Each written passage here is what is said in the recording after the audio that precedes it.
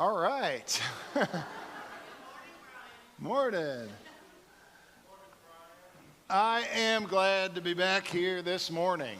If you don't know, hadn't noticed, I've been gone the last couple weeks and been on sabbatical, and I've missed you guys. I've missed being with you. We were able to watch some of the services online and really enjoyed that. Everybody did a great job, and we're just glad to be here. Now, for the rest of you who are wondering how on earth I went on a time of rest and refreshing and came back on crutches, it's an interesting story. I would like to tell you that a little girl fell off of the boat and I dove in the ocean to save her, or that I was climbing some mountain or fighting a gladiator at the Coliseum, but none of those happened. It's way more embarrassing than that, and I think we actually have some video of me getting injured. I think they caught it on tape here, so let's see if we can. Some other angles too that I can show here,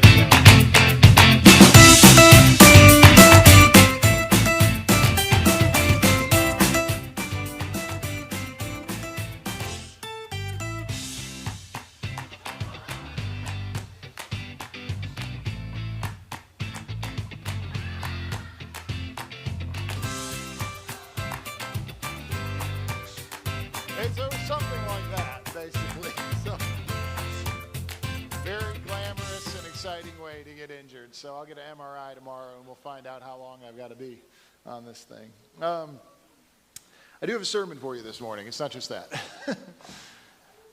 After being on the sabbatical, I spent most of the time in my thoughts, just every day almost, thinking about what I wanted to say on this first Sunday when I came back. It's a little bit weird having a job where you speak to people every week, and the same people and people that you love and care about. And so, I'm thinking, okay, what do I want to share? What do I want to talk about from this experience? And there's so many things. I mean, so many things. But it kept coming back and boiling down to these two little words.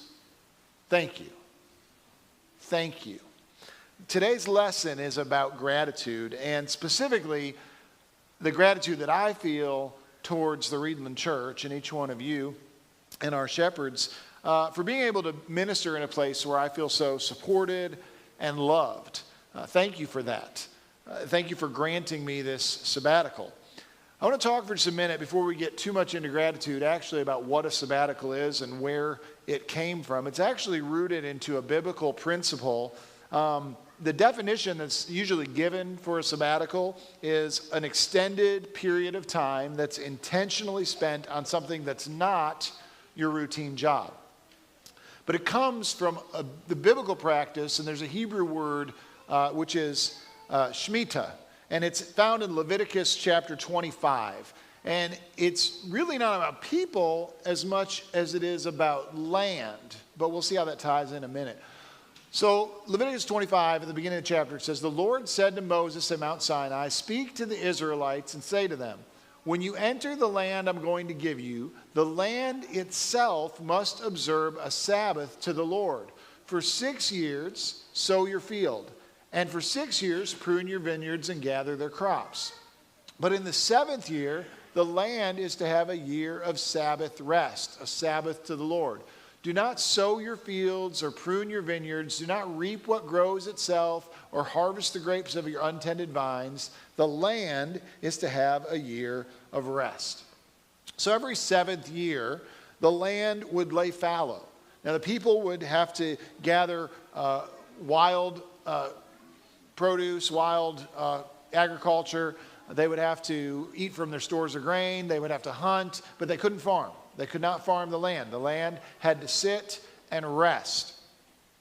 They would spend the extra time that they weren't out in the field studying Torah, being with family, repairing the equipment that they had neglected, or doing the honey-do lists around the house that they had not gotten to while they were out in the field. And finally, they would actually have time to repair relationships that were broken. And we all know when we get in busy seasons of life, sometimes we ignore little things in relationships, and when it calms down, we have to go back and tend to those. And so this gave them an opportunity to repair equipment, homes, relationships that were broken because they weren't spending days, hours and hours every day toiling in the field.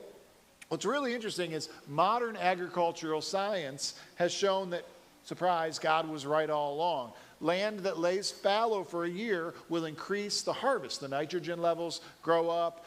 We often now do crop rotation and fertilization, but in lieu of those things, 1 year every 6 or 7 years of the land growing fallow keeps the land from becoming desolate. So in 1880, 150 years ago, Harvard University, which had begun, if you don't know this, Harvard began as a Bible college. The Puritans started it as a Bible college. So its history is deeply rooted in Scripture. And in 1880, they were looking at these passages, and somebody said, you know, there's an academic tradition in Europe of people taking study breaks, just intermittently. You know, I'm going to study this subject for a year. And they said, what if we leaned into what the Bible says here, and we combined it with that idea, and we let our faculty every 7th year have a year of leave. And so they sometimes were 6 months and sometimes were a year, depending on how they were doing. Thank you. That's great. Can you wash it while you're down there? I'm okay. I'm really okay, but thank you. I don't know if that's more helpful or embarrassing. So, yeah. I would really be embarrassed if I go to the doctor this week and they're like, no, you're fine. I come back, no crutches next week, and everybody's like, he was healed.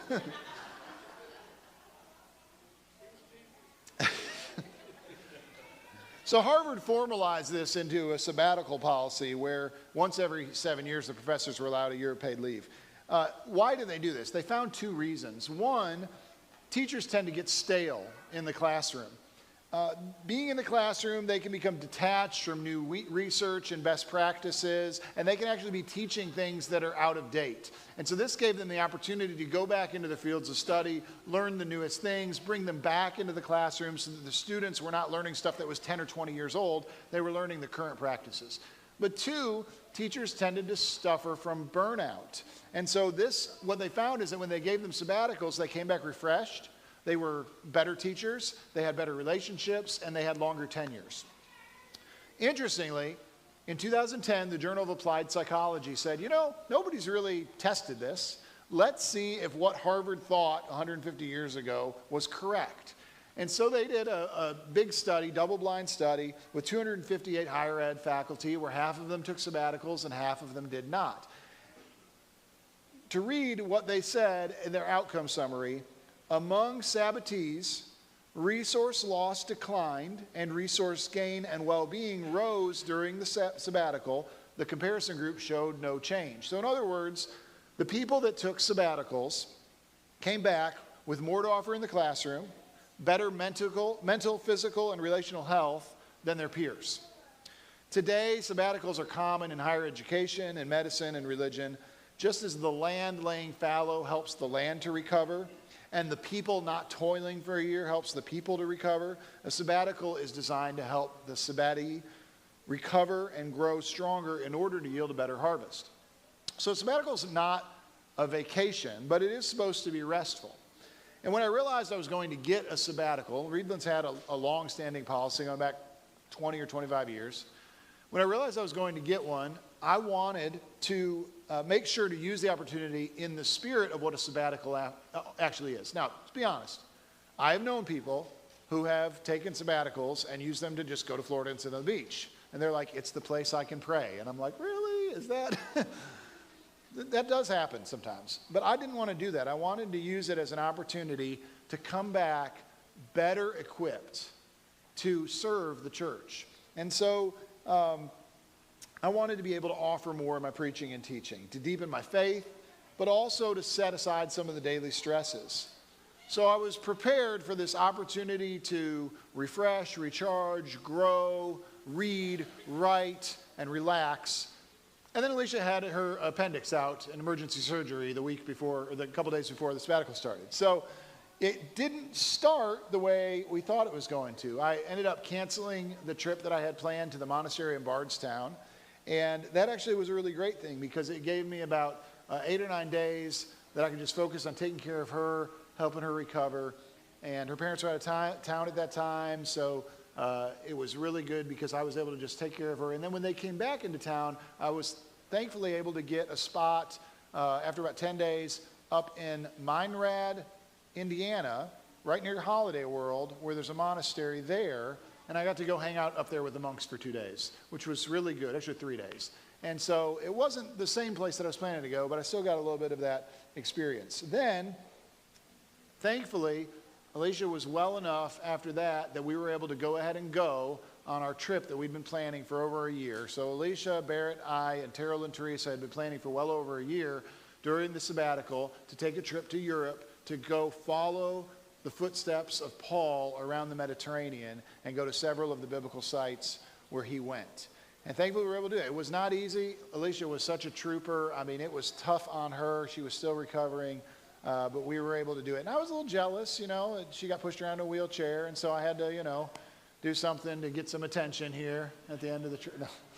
But it was a great trip.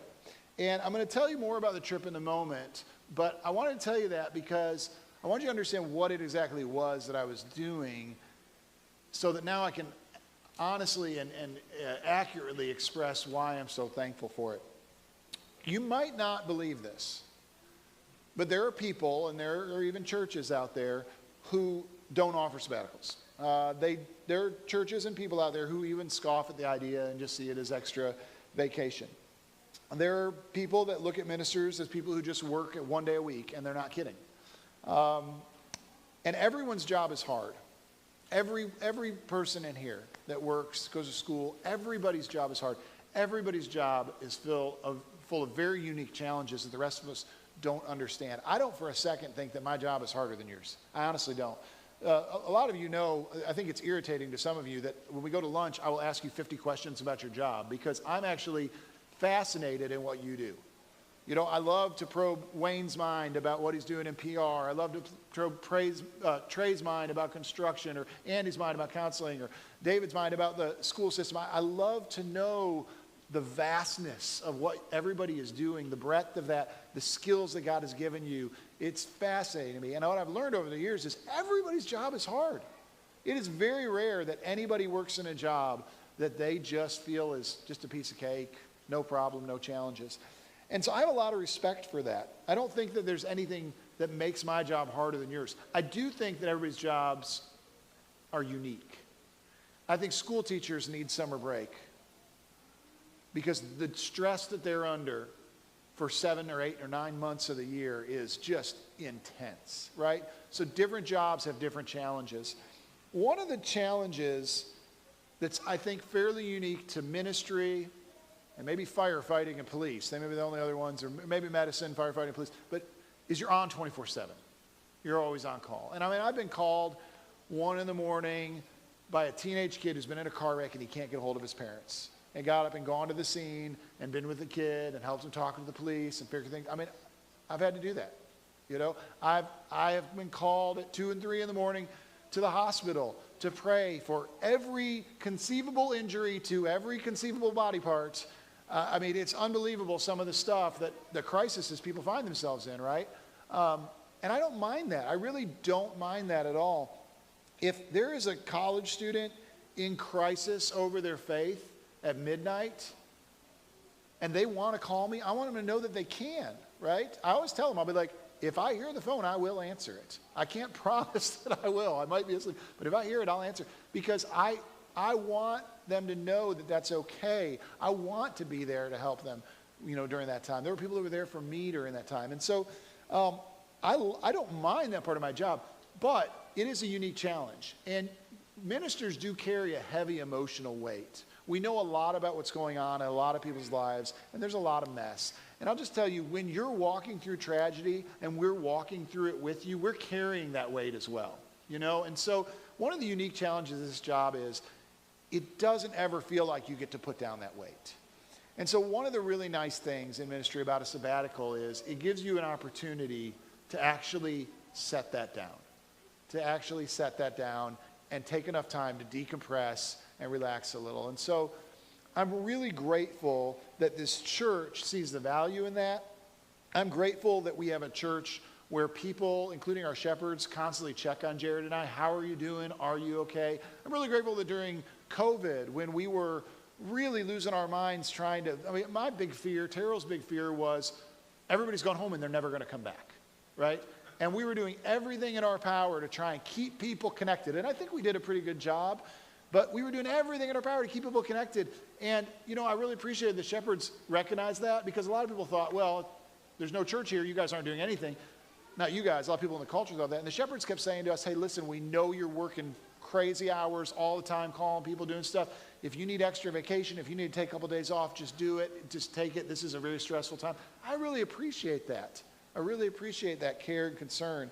And I feel a lot of gratitude. And so the Bible says a lot about gratitude. And one of the places that it really speaks about it is in Philippians. And right at the beginning of Philippians, Paul talks about how thankful he is for the people at Philippi, the church at Philippi. And this is what he says. I thank my God every time I remember you in all my prayers for all of you. I always pray for you. I always pray with joy because of your partnership in the gospel from the first day until now, being confident of this, that he who began a good work in you will carry it to completion until the day of Christ Jesus. This is just a beautiful expression of his gratitude for the people at Philippi. And that's how I feel. I feel loved, supported, blessed. I feel grateful for you. I feel grateful to be your minister. And that's the thing about gratitude, though, is gratitude is a feeling of joy you want to express because someone has filled your need. They've covered your deficit. They have recovered what you've lost. Just hold on to that for a minute. Gratitude is a feeling of joy that we have because someone has covered our need. They've filled our deficit. They've recovered what we've lost. Now, if you've been watching the news this week, the Louvre would really like to recover what they've lost. You all see this? This is the craziest thing. I could not believe. This is like the real life, the Pink Panther movies in real life, right? So these, if you haven't heard, in the middle of the day, 9:30 in the morning, the Louvre is open.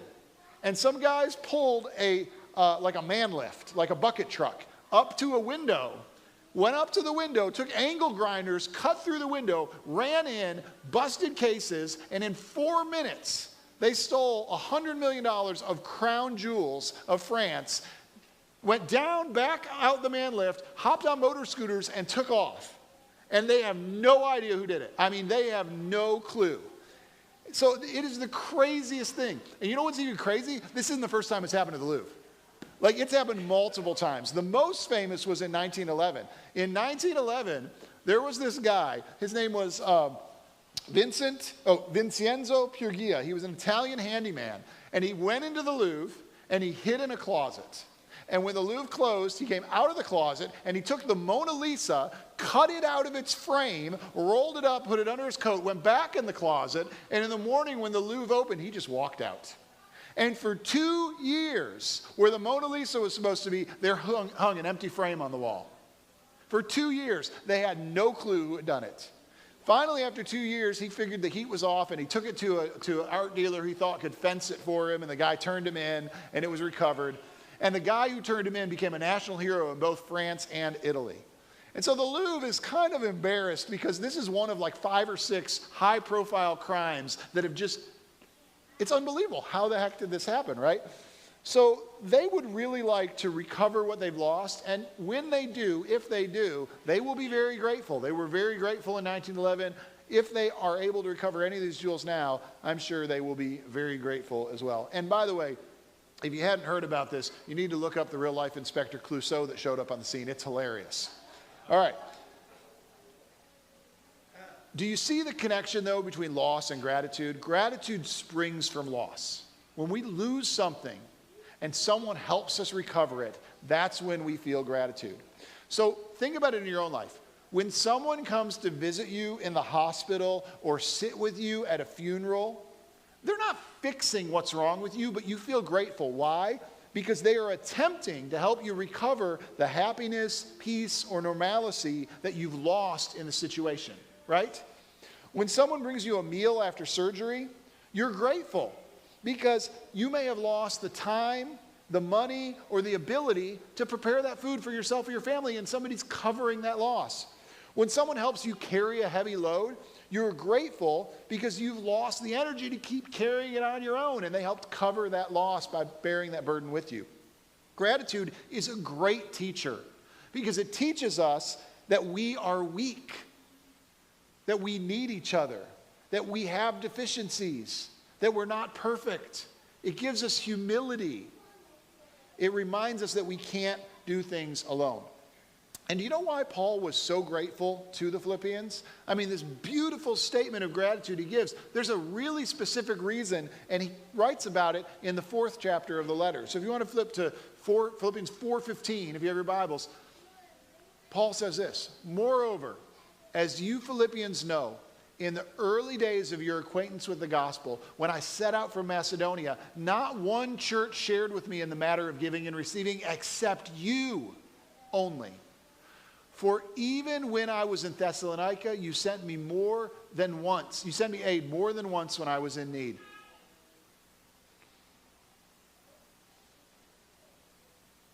Not that I desire your gifts. What I desire is that more be credited to your account.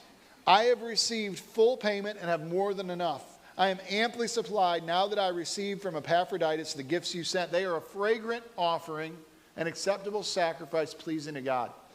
So one of the interesting things about Paul is Paul never asked for support. Paul did not ask the people he was going to. In fact, he felt very strongly that he shouldn't. Not that no one should. He said, there are other people that should. You should allow, people to get paid for serving. You should allow that. You should do that. But I'm not going to ask it from you. And Paul would go and he would make tents. He would go to the marketplace. He would sit there and he would sew tents and sell them to supply his own need. But if you think about Paul's story, how many times was he beaten, stoned, shipwrecked, put in prison, run out of town, or harassed? Do you think when he was run out of town at the threat of death that he had time to go gather up all his materials and pack up his... No, he started over a lot. And so Paul, when he says, hey, whether I have a bunch or I don't have anything, I'm content, he knows what he's talking about. He was constantly losing everything and starting over. The Philippian church recognized this. When Paul got run out of Philippi after being imprisoned there, they recognized that this guy had a need. And he went on to the next town and they sent aid. They sent aid that he didn't ask for. They said, hey, you came and shared the gospel with us and you left here with nothing. Here's something to get you started again.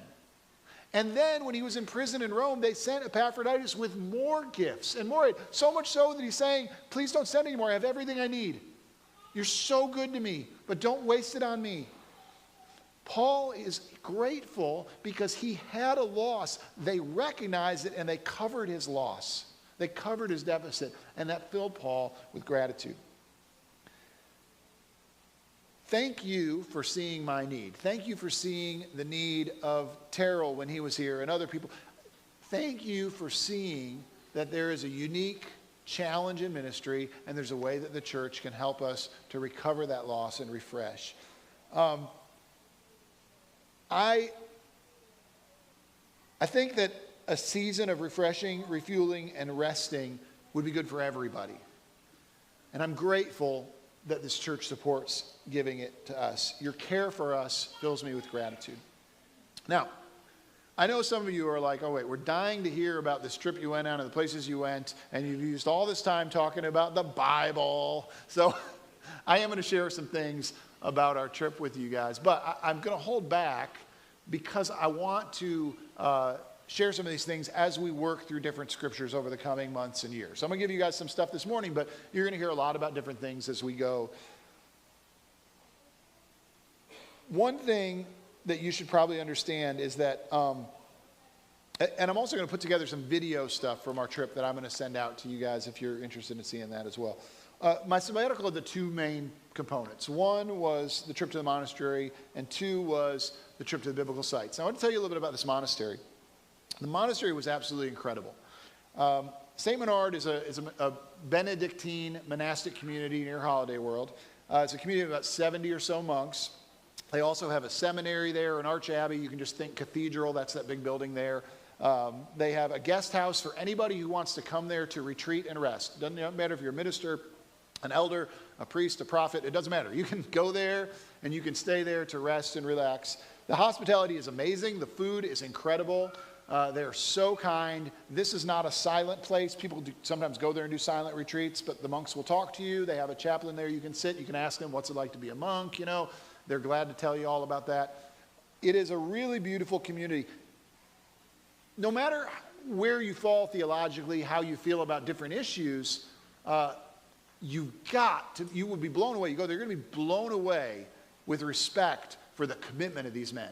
They commit their lives not only to chastity and poverty, but also to community. One thing about the Benedictine monks is when they choose a placement, they choose it for life. So I was talking with one of their chaplains and said, so what does that look like? I mean, you choose it for life. What does that mean? He said, well, people always come here and they say, oh, it's so peaceful here. It's so quiet here. You can feel so close to God here. And I think you should have been here last week when Brother Joe and Brother Frank were about to kill each other, were screaming at each other across the lunchroom.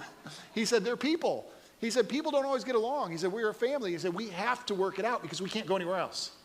He said, so we get in arguments, we have shared resources, we have to share everything. And he said, sometimes that doesn't work too well.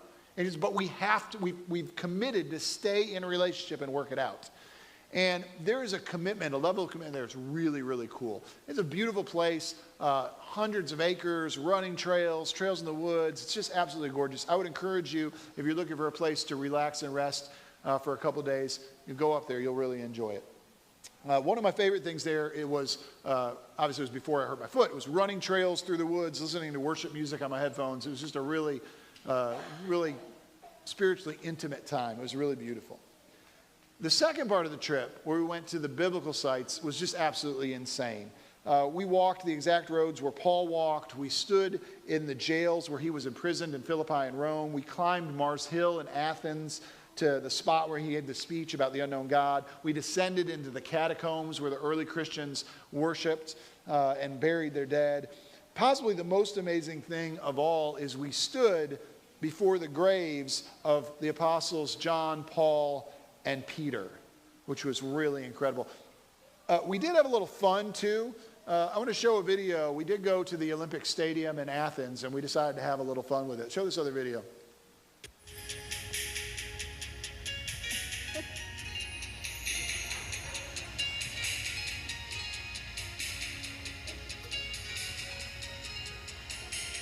So we had a lot of fun. We had a really good time. And I want to tell you a little bit before I finish today about how living here in America, I have my whole life in my imagination walked these roads with Paul. And you probably have too, right?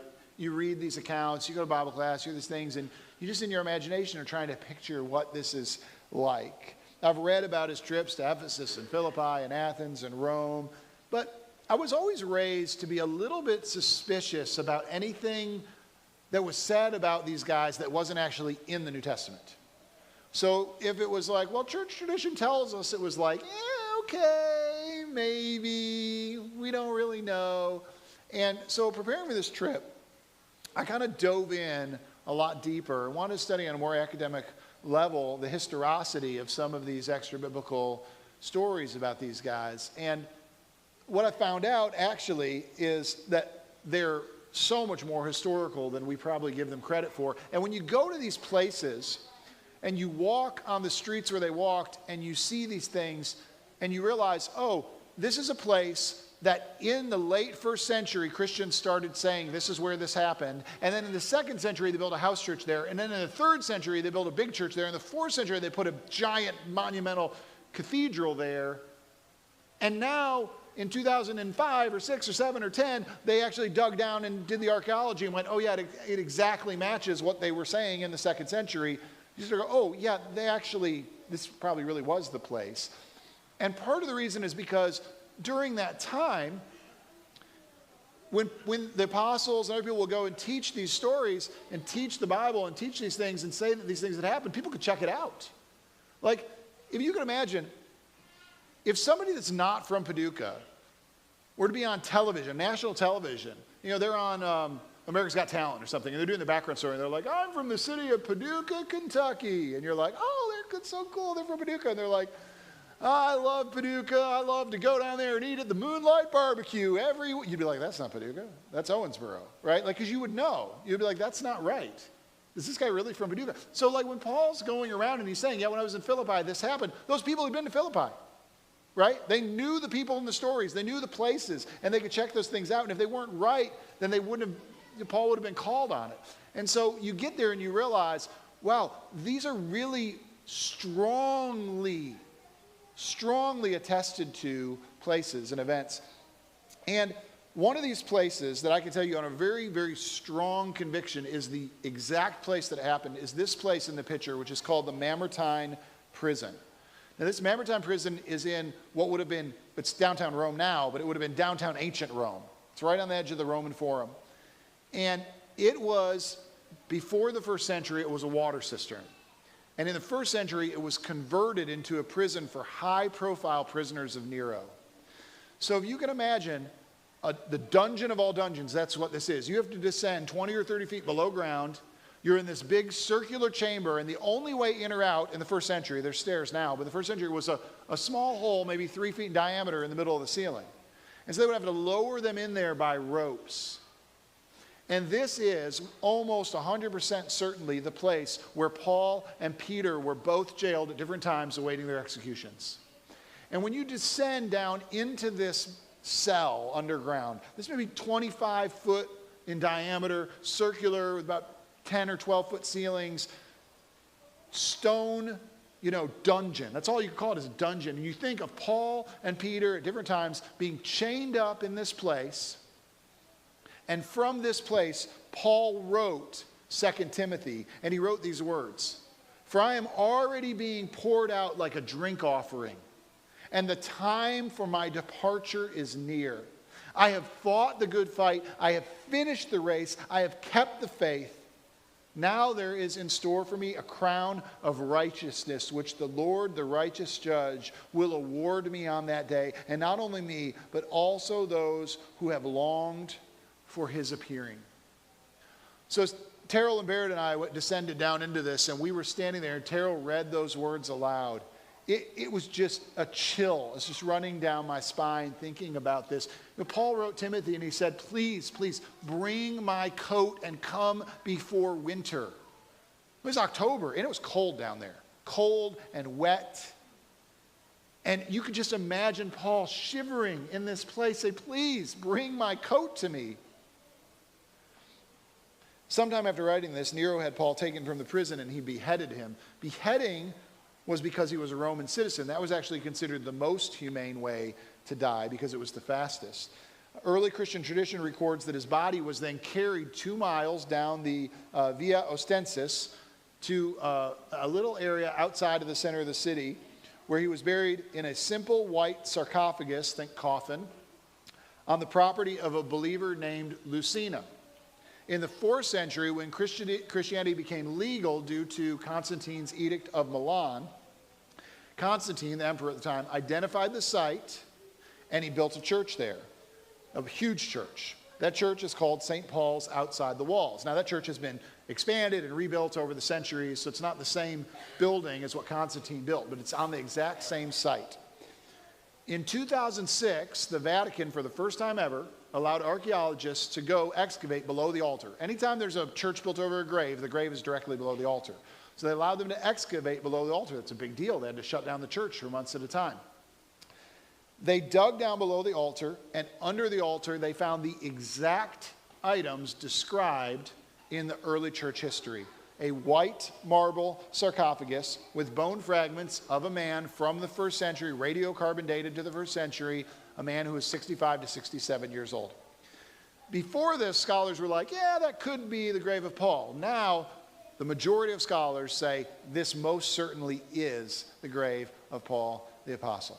So we come into this church. There are tens of thousands of people a day that go through this place. It's huge. You can't even imagine how big this church is. We come through this church, we wait in line, and you go down this little ramp because the altar is on ground level. So they've dug this little ramp down, and you go down this little ramp. And go to the next picture. You come down the ramp, and you see this. There's glass on the floor exposing, and then a grate in front of you that expose the grave site and the white marble sarcophagus, which they left undisturbed with Paul's bones still in it. And above it, there is a piece of the chain from the Mamertine prison. Nobody knows it was the chain that held Paul, but it was a chain from that prison that's been there since the 4th century. And you stand there and you look at that, and you think, my whole life, I have walked with Paul. I mean, Paul's not Jesus. Paul's a person. But I've walked with him my whole life. I mean, I feel like he's this friend that I've never met.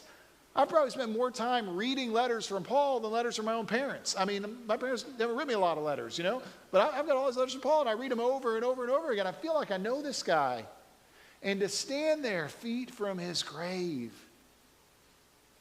You guys, this is the one thing I want to convey to you this morning. The Bible is real.